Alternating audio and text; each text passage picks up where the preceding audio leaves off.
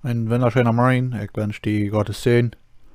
Unsere Bibelversen finden wir irgendwie in Mathaeus 14, Vers 29 durch 31. Jesus sagt, Komm. Petrus stieech uit een boot uit en jinkj op den Wota naar Jesus opptoo. Aber als hij den Wint sach, werd hem angst en hij vond unjatogonen. Dan schreech hij, Herr, red mij. Jesus strak schwind de hand uit en kjrieech hem te hoolen en zei te hem, O Mensch, du hast kjlienen Gloowen. Wuarom twiewelsd?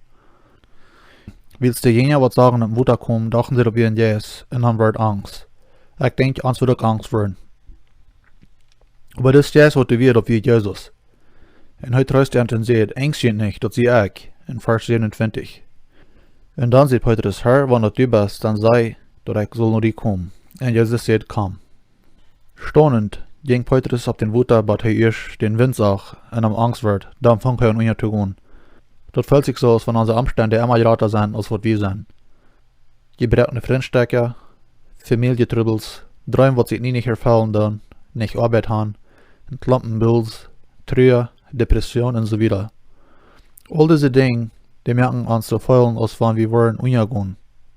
Aber wenn wir Gott diese Dinge am ersten Platz anvertrauen dann passieren viele von diesen Dingen überhaupt nicht.